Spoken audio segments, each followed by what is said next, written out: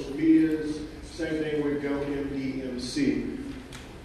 Jenn is pretty awesome, actually, consulting-wise. She's been in a lot of stuff. She's been on Fox News. She's been featured in the Huffington Post, Verge, CBS, Radio LA. Oh my God, there's so much stuff. She's an author. She wrote Instagram for Business for Dummies and the Ultimate Beginner Guide to Instagram. And stop guessing, your step-by-step guide to creating social media strategy. She also has her own blog. She's been named the top social media person for like 2014, 15, 16. I think she may be running for president. There's a lot of great stuff. There's a lot of great stuff that you guys should definitely be excited to hear some Instagram knowledge from Jenn. She is an awesome expert, not just influencer by name, but she's really done a lot of stuff. So Jenn, welcome to MDMC. I'm glad to have you here. Thank you.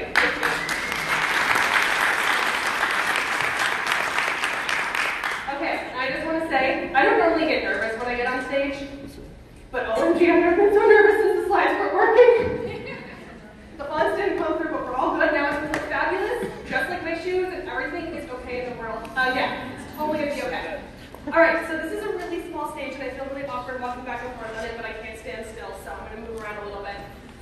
For those of you who don't know me, my name is Jenn Herman, as was just introduced. I talk fast and you listen slow. That's on you. That's not on me. Feel free to grab screenshots at any point during this presentation. I want you to get as much information as possible. We already started late, so I'm probably going to talk even faster than I normally talk because we have lots to go through. And you make sure you like to grab those screenshots. If I do start talking slowly, it's usually because it's super important. If I'm talking fast, it's important. It's not as important as if I'm talking really slowly. So, before we jump into how to grow your Instagram, how to get all the sales, and do all the things why you're really here, I want to tell you guys why I love me some Instagram. Because I'm kind of obsessed. If you didn't know that already, you'll know by the time you leave here. So one of the reasons I love Instagram is that it's literally one of the strongest community building tools out there. All the social media platforms, claim they're really good at community building, but Instagram, in my opinion, is one of the best. I actually have a really good friend of mine who lives in New Jersey, and we met through an Instagram post. She posted a photo of fireworks. I was like, well, that's kind of cool. I like fireworks. It was on her rooftop when she lived in New York City. It was a beautiful photo. Commented on it. We started chatting. We ended up being co-authors on a blog collective that we worked on together. We now refer clients to each other. I literally stayed in her house when I went back east last year for a conference. So all of that from one Instagram post. That is community. That is friendship. That is relationship. Those are things you can kind of get pretty much anywhere on social media, but there is a capacity on Instagram to go above and beyond, and you can do that just as well for your brand as you can from a personal capacity. Another reason, business reason, that I love Instagram, traffic from Instagram is amazing. By the way, my favorite word is amazing, because you're going to hear that about 3,000 times in the next 45 minutes, so be prepared. But really, when people have to work to get to your website from Instagram, because you have to say, you have to see your post, they have to read the caption, you have written, click the link in the bio, so now they go to your bio, they click on the link, they get to your website. It's not junk traffic. They didn't get there by accident. It wasn't something where they scrolled and fat thumbed it, or screen froze and they accidentally clicked on something. They genuinely want to be there. So you may not get as much traffic from Instagram, but I can promise you that the quality of traffic you will get from Instagram is better than any other platform, and the bounce rate is virtually 0, which you will not see on any other platform. And finally, Instagram has some of the highest engagement rates. Who here knows what the average engagement rate is on Instagram? Shout it out, I can't hear you. 5%?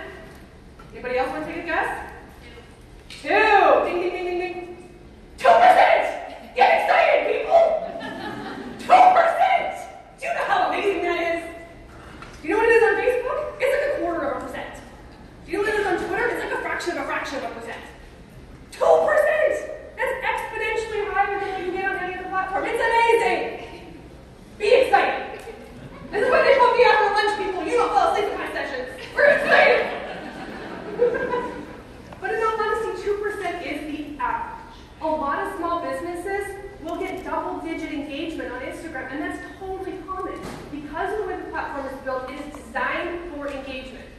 scroll, double tap, scroll, double tap, scroll, double tap. Who's a lurker on Facebook? Raise your hands and shame, people. There you go. Yes, me too. Political season, worst lurker ever. I don't like or comment on anything. Because everybody can see what you do on Facebook. Instagram isn't like that. It's much more interactive, but it's not publicly interactive. Not everybody that you're connected with is going to know everything that you do in terms of the content you like. So people tend to be more engaged. You get to use that to your advantage with your business to keep up the engagement and keep your audience attracted to your content. And these are all the types of things that we're going to dive into today. The first thing we're going to do is talk about creating a profile, because chances are yours sucks. And I say that in the nicest possible way, because I love you all. But most profiles suck. And I'm going to show you how to make it amazing, so that literally when you walk out those doors, you can go fix your profile and you can drive your conversions. So there's a few things you need to pay attention to when it comes to your profile. This is a wonderful account at the Love Bomb Co. If you want to go follow them, they are amazing. They have a great example up here. So there's a couple areas you really want to focus on. The name and the username. Those are the only two searchable criteria on Instagram. You can put whatever you want in the bio. It don't matter. That's not for search. Doesn't matter. The only criteria that will be looked at for search is the name and the username. If you are a photographer, one of those fields better say photographer. If you're a florist, one of those two fields better say florist. If you're a local business, your city had better be in one of those two fields. So mine is at Jenns_trends is my username. That is who my name is as a brand. That is how I am known. The username is when you post, interact, comment, do anything, you're known as your username. My brand name. My name is Jenn Herman, Instagram expert. So if someone's looking for my name, they will find me. If they're looking for Jenn's Trends, they will find me. If they're looking for an Instagram expert, chances are they'll find me. But if I don't have Instagram in there, I'm not going to come up in any search for an Instagram expert. No matter what I do, no matter what my content is, I will not show up in a search unless the word Instagram is in the name or the username. So first thing you're going to do is go look at your name and your username, right? I can see a bunch of you pulling out your phones. I got you. She's already here. She's like, I'm changing it right now. I love it. Action takers. You get the cool start, honey. So the other thing is the profile photo. On Instagram, the profile photo is not tiny. You can't see anything. If you have text in your profile photo, chances are nobody can read it. If there's a whole bunch of faces, if it's a really busy photo, chances are nobody can tell what it is. So you want a really good, clear profile photo that when it's reduced down to minuscule size, is still representative of your brand. And it should be similar to what you have on other platforms because, again, the search criteria not so great on Instagram, but if they know you on Facebook or other places, and they recognize a profile photo, they know they found the right account when they come find you in search. So the other thing is the bio description. This is your 30-second elevator pitch. The only time people read your bio is the first time they come to your profile. After that, they don't care. So you need to be writing that bio for the first-time visitors, the people who have no idea who you are. What's in it for them? What are they going to get from following you? Who are you? 3 primary criteria that must be defined in your bio, which is why I love the Love Bomb Company. She's got the Love Bomb Company, that's the name. Then she has Boom, You Just Got Loved. That's her tagline, that's what she's known for. We spread love Monday through Sunday. That's what she does. That's what you're going to get by following her account. You're going to get messages of positivity. They have products of positivity with a touch of profanity. Yes, honey. She is talking to me. I'm going to keep it clean for you people, but normally I don't. But she's telling you up front who she is. If you don't like profanity, you're not her client, and that's totally okay. She's making it very clear right there who she is, what she does, and what's in it for you. And then she has hashtag the Love Bomb code, which is a clickable hashtag now, and she has 15% off now with the arrow pointing down to the hyperlink so you can get 50% off products. So she got the hashtag. That hashtag I'm okay with. You can actually put clickable hashtags in your bio. The only hashtag that should be in your bio is your branded hashtag. Do not put hashtag photographer. Why? Because then you're sending them to a hashtag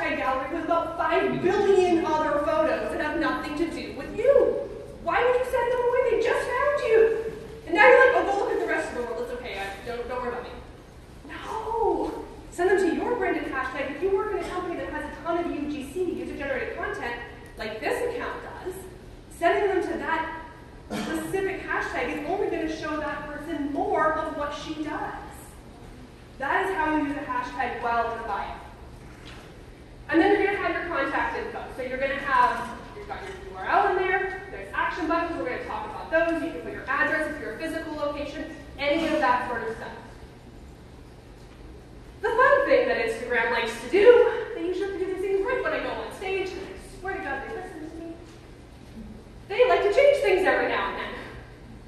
So now there's count three, different Instagram layouts.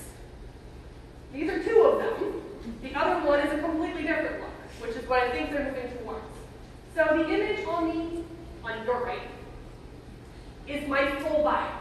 That's it, it's full expansion. Some of you will open up Instagram and go look at anybody's profile and you'll see the full bio, fully written out with any issue.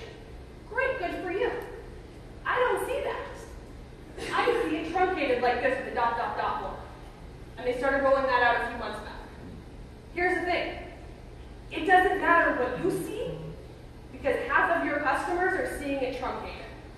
Regardless of what yours looks like on your phone, people like me will see it truncated. So now you have a beautiful bio that you spent all this time on, and Jenn Herman told you to make this awesome kick-ass bio, and now you see one line. So, told you I was going to keep it clean. So I had to rewrite my bio. This is my rewritten one, because the one I had before did not have a good first line. It was bad, but as a standalone, it was not strong enough. So I went in and I rewrote my bio, knowing that chances are people are only going to see that first line.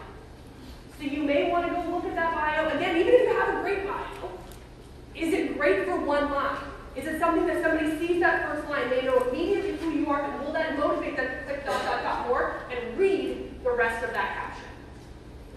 The other one that's come out now, which I don't have a screenshot of, the profile photo is over on the right-hand side. The buttons are all shifted to the left-hand side and moved up. Basically what happened was, that's what Instagram looked like forever.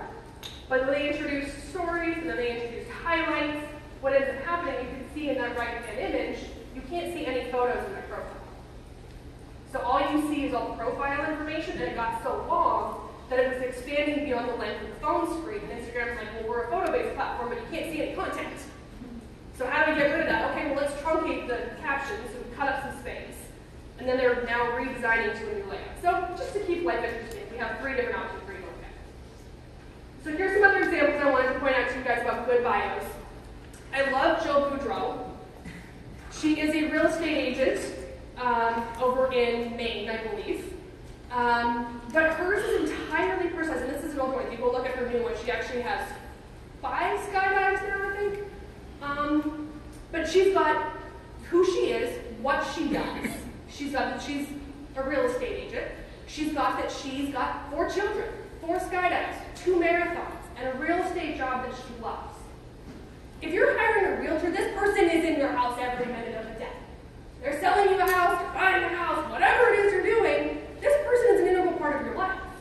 You want to have some sort of connection with this person besides knowing that they're low-buzz realtor. You want to have an emotional connection with them. She's using her Instagram profile to connect emotionally and talk to people about who she is as a person, not just who she is professionally. And this is a really great way to build those relationships and build that community that we talked about at the beginning. Perfection Chocolates is based in Australia. They do like this huge, massive Easter egg every year, which if you look at their account right now, it's got the whole Easter egg on promotion. But again, great bio. It's got the emojis, tells you who he is, what he does. Dollar Shave Club. It is quick and easy. This is who they are, what they do. You know exactly what's in it for you using that profile. And then Adobe I like because they actually got a creative way to get people to read their bio every month. They change it. And they run a campaign every month where people submit content to Adobe to be featured on their website and on their Instagram account. So they do a different theme of content every single month. And the only way to find out is to go check out what their profile is and what the theme is. So they're getting people to check in constantly as to what's going on. Okay, so taking it a step further, now that you have a great bio, you've got all the key components, there's these really fun things called action buttons. We talk about making more sales. We're there, people. You get action buttons, so you have the standard buttons are call, text, email, directions. You get 4 standard action buttons. Everybody that has a business profile on Instagram has those. So you can set up that content or the contact information, whatever you want. I only have email on mine. I do not know people getting my phone number and calling me at 2 a.m. You can, honey. But if you have a physical business and you want people to call you, you can set up your phone number. If you have a physical business and you want people to have your address, they can open up the map and get directions to your business, you can set that up. Really easy to do. You just go into your edit profile, edit contact info, add button. Really simple. But why it's so powerful is you get immediate conversions. So if somebody goes to your Instagram account, they're looking at your content, and they go, that's kind of cool. I want to look at that. I want to know more. I want to call that. Guess what they do? They go to your profile and they go, oh, call. And they shockingly use it as a phone. I know, it doesn't happen often, but every now and then we actually use them as phones. And they will call you, and you get to close the sale. They don't go back to lunch, think about it at their desk, forget about it, go home and talk to the spouse, wonder back and forth if this is something they want to do. Do they want to do more research, go Google it? No. You already sold them because they called you when they already made a reservation. They already purchased it. They've already booked it with you. Sales are made like that, and I have countless real-world examples of people using that for conversions. Then Instagram came out last year and said, oh, we're going to make it even better. We're going to add more buttons. So now they have reserve, get tickets, book, and order. So these are connected with third-party apps like Eventbrite. So if you sell tickets for anything in your business, you have an Eventbrite account, you can add a get tickets button. So people can literally see your post on Instagram, go to your profile, and buy tickets to your event. Done. I expect a little more excitement. Yes! Yes! We're making sales up here, people. Same thing, this is an example from Cloak & Pedal. It's a restaurant in San Diego, and they use the reserve button. So you can click reserve, and you can book a reservation for dinner that night, any night, super conveniently, right from within Instagram. This is a direction we're going to see more and more for businesses to integrate directly into Instagram. Instagram wants this, Facebook wants this. They want to keep you on the app. So they're making these things functional and streamlined for you and for the audience that can go in and do things right within Instagram and not have to leave. So you guys can take advantage of this and get immediate sales. It's super easy. And then they even give you analytics. Yay! I know I got some analytics geeks in the room, so you guys can get excited. Totally. Yeah, yes. But they will actually tell you how many website clicks you got, how many emails you got. If people are clicking on those action buttons, you get analytics for them. Now I have to give you guys a caveat warning on the email clicks. That email click is how many times the email button was clicked. Easy enough. Website clicks, that's how many times the website button was clicked. If you change out any of that contact information, so if you change out your email, or sorry, your website link, you don't know how many clicks went to link A and how many clicks went to link B. You don't know. That's just how many clicks for that week. So if you want to use like a bit.ly, bit.ly, that would actually allow you to track different campaign traffic much more effectively if you're changing out your link frequently. Additionally, those analytics are for 7 days prior. So it's today, Wednesday. So if I opened it up today, it would be from last Wednesday to yesterday, Tuesday. If I log in tomorrow, it would be from Thursday to Wednesday. So if you're looking at that data, you want to pull it consistently on the same day of the week. And that goes for all the analytics within Instagram. You always want to go in. I recommend pulling that on a Tuesday or a Wednesday, because usually Mondays and Fridays are the holidays, vacations, long weekends, those sorts of things, and you may kind of neglect to grab your data. So usually just set a calendar reminder for Tuesday at 10 a.m. or whatever it is, go in and pull your data, and that way you know what's going on with your analytics. Okay, now we have this amazing body. You look amazing, everybody loves you, they're calling you, you're already making sales. Now let's get some really awesome content together. Here's where I always stress, there's a reason it's in capital letters, and there's a reason I'm talking slowly. Less content. If you're posting every single day on Instagram, it's probably too much. If you're posting multiple times a day on Instagram, it's probably too much. Some businesses can get away with it. If you're a sports team, how many are here from St. Louis cheering on playoffs? Yes. Yes. My dad had to mention that Winnipeg won last night. I'm sorry, I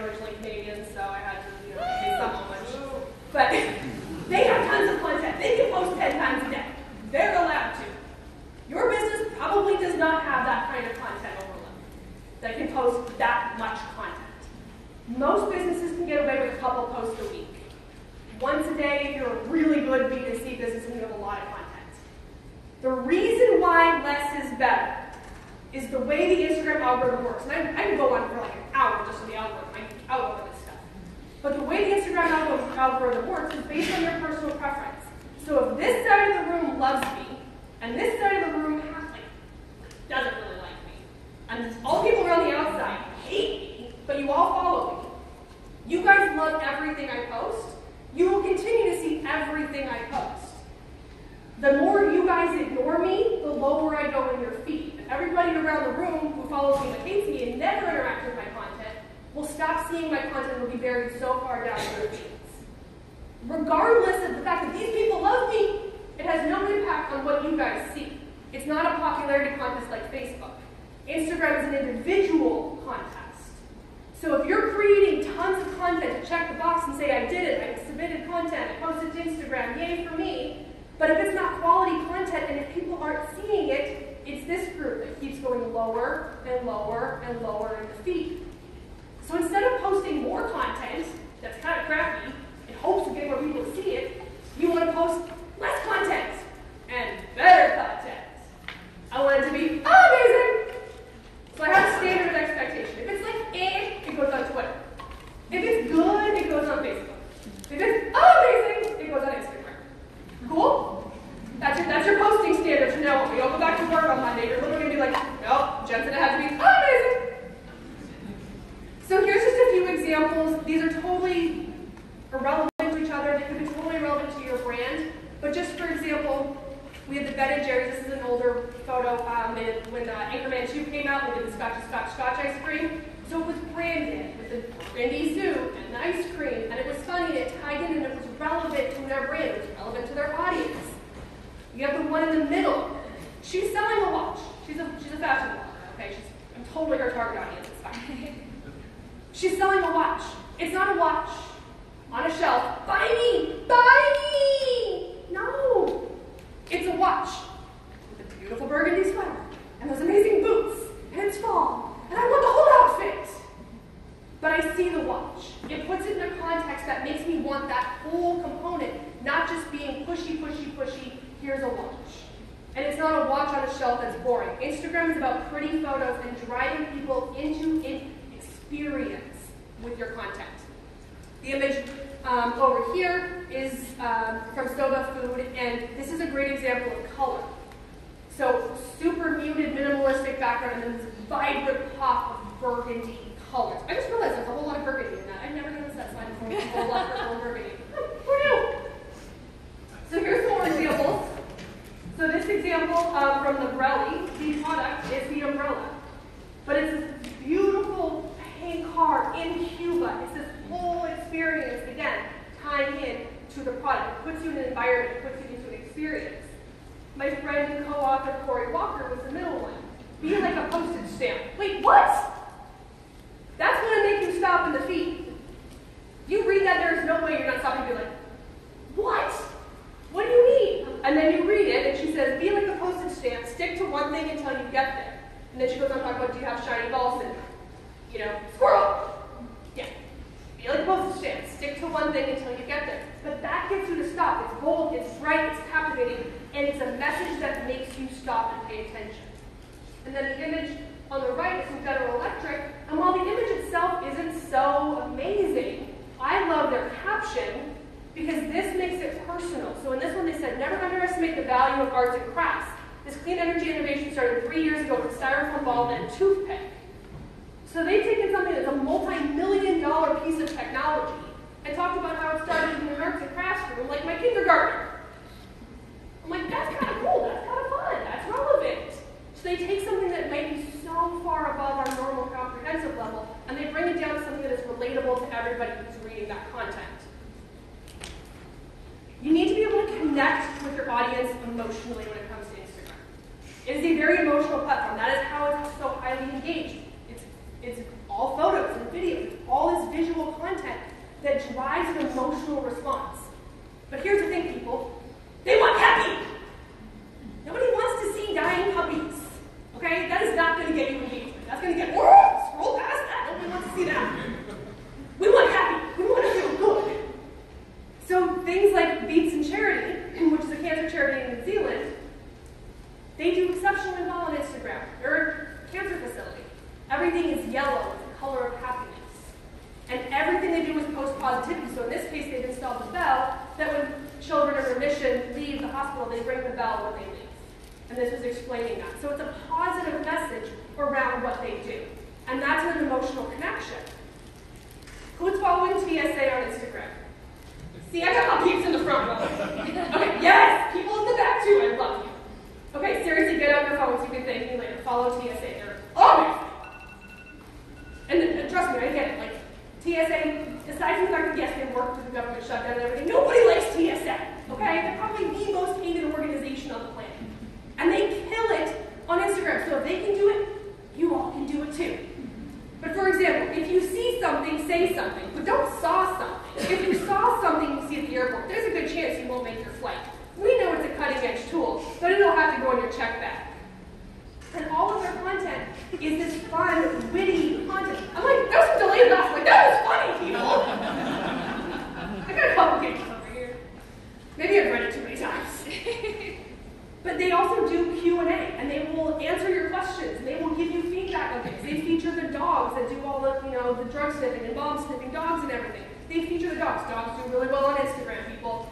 But they're a great example of the fact that anybody can use Instagram, because they can do it well. All right, so get more reach and followers. I have no idea where we're at time. I'm just going to keep talking really fast. So one way you can get more reach and more followers, so now you've got the great profiles where people find you, they connect with you, we've got content strategies so you can get better content. Now we've got to get more people to see it beyond just your existing audience.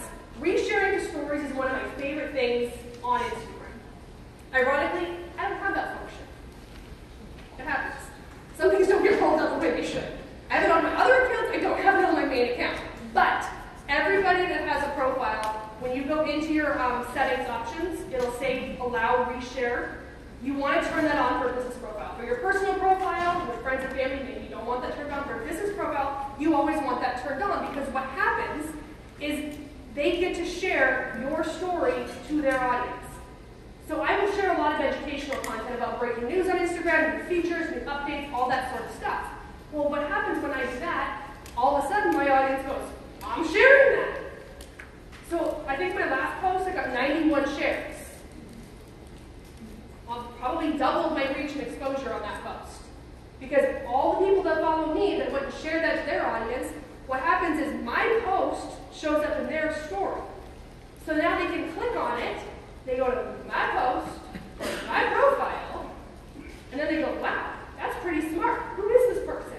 And they go to my profile, and they read my profile bio, and they go, wow, she seems pretty cool. I'm gonna follow her. And I get tons of new followers on top of the fact that I got a ton of new reach on my content using this strategy. And I didn't have to do anything. You all did it for me. Thanks. User-generated content, I already showed you the love bomb code. That's the example over here on the right-hand side. Most of her content is actually created by her audience. And then GoPro, where 100% of their content is created by their audience. GoPro does not create one single piece of content on their profile. Every single piece is created by somebody else and submitted. So these are great examples. If you have a product or something that other people are using, even if you have a service, for all those of you lovely people in here who are taking photos of me on stage, I can easily share any of those out and talk about my session using your photos. But what happens when a brand goes and shares your content? You can go tell everybody, right? Like if GoPro posts your photo, do you not think you're going to go tell everybody you know that GoPro just posted your photo? You're going to be sharing that to your stories, you're going to tell people on Facebook, you're going to do all that. And GoPro got a ton more exposure because you already posted it, tagging them. Now they reshared it, and now you're resharing it, and they didn't do anything. You guys are not very excited. Jeez. Okay, tagging friends. This is a great way to get more exposure in your content. This works really well for educational content. So again, if I'm posting something and saying, here's an update, here's a new feature, tag a friend below who would find this helpful. Then you, guys, again, don't do the work for me. You go and tag the people you know who work in the same industry or who could learn from that. And then they come and they go, what did I get tagged for? And they go and read that post, and they go, wow, that's kind of smart. Who is this person? They go to the profile, they go through the whole cycle all over again, and I get a bunch of new followers. And new content exposure. So this also works. So my friend Tanya did this. She was going to do a Facebook Live. And she posted and said, I'm going to do a Facebook Live, tagging friends below who would want to tune in for this. So you don't want to overdo this because it gets really annoying when it's like, oh my God, seriously, again, I'm going to tag your friends. But once in a while, if you mix this in, especially for really hyper-concentrated content that's very targeted to a specific solution or a very specific event or something like that, this can be a really good way to get additional exposure onto your content. Hashtag strategies.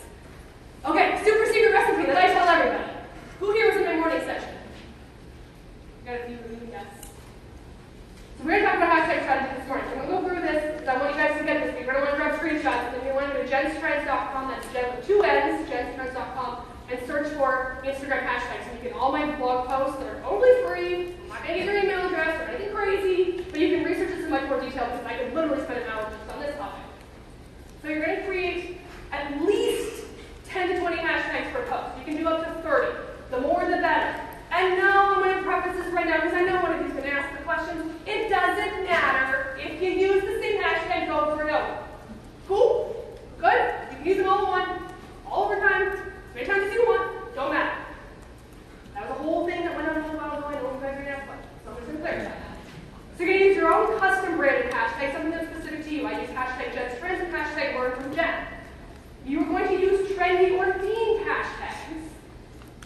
You're going to use content-related hashtags, and then you're going to use industry-related hashtags. So this is an example from Marriott Marquis in San Diego, and they used 6 hashtags, and they had all of these topics. They have Marriott Marquis SD, that's their branded. They used hashtag San Diego, which would be a theme type. They had Labor Day weekend, again, a theme. It was around a very specific weekend. Summer, which was industry content, those types of things. It's a summer image. There's a pool, that's the content relation. And then industry-related is a vacation. They're a vacation property. Those are very broad hashtags, but that's a really quick, simple example of how you can hit all of those in a very short amount of hashtags. So to get more strategic with them, though, you're going to use 4 to 5 popular hashtags. Popular is anything up to 1 million posts. Anything over 1 million, all your traffic is bots, and it's pretty much useless. There's a few exceptions to that rule, like things like weddings have huge reach on Instagram. It's enough to need to go over 1 million, but in general, don't go over 1 million. Then you're going to use 5 to 6 moderately popular. Those are things that go hundreds of thousands of posts. You're going to use 2 to 5 niche-specific hashtags. Those are things like in the 10 to 25,000 range, maybe even less, even 5,000. And then your 1 to 3 branded hashtags. Why? Here's how this works. You post something on Instagram that uses hashtag strategy. Your existing audience already likes your content. They like it, they see it, they interact with it. Boom, your followers like you. Hashtags get you non-followers.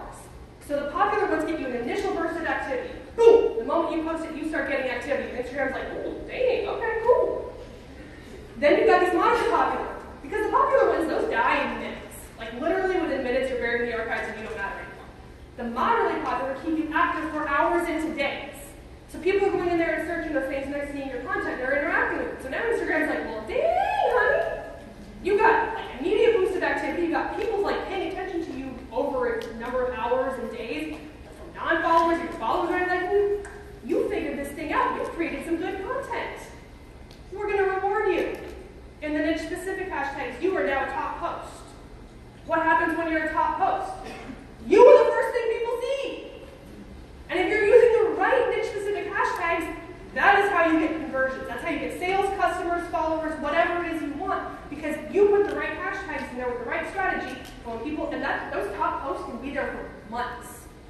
They're not something that necessarily gets rotated out hourly, daily. They can be there for a really long time, which means people will continue to find you, but you have to be using the right niche specific hashtags. And I'm running out of time, so I can't go into that in more detail, but I would love to.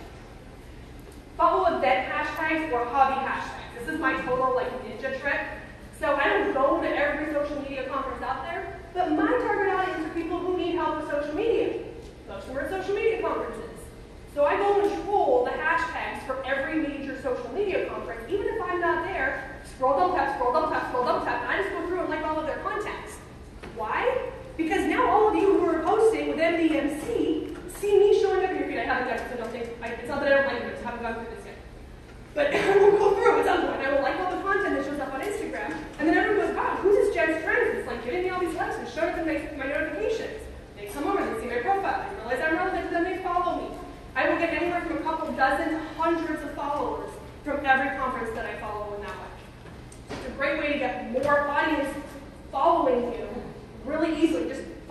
you're waiting at Starbucks, in the grocery store, at the gas station, whatever it is, you can be scrolling through.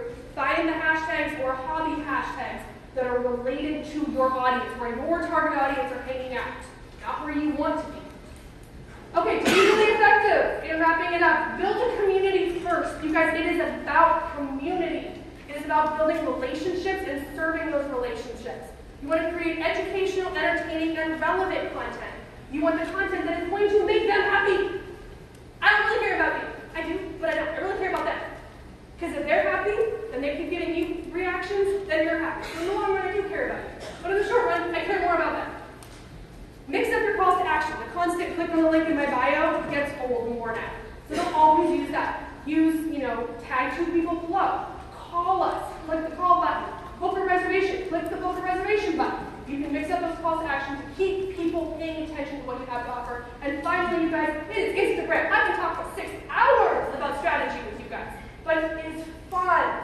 People want to have fun. That's why stories are so successful, because they're about fun. So have fun. Let it loose a little bit. Throw the strategy like a little bit lower on the priority once in a while. And just have fun with your content and see how that works for you, because it really is meant to be fun. Thank you so much. We probably have time for like one question. Yeah, we've got a little bit of time, so questions? Right here. Your first one. You shot that hand. There you go. No, don't go. Can you talk about the ins and outs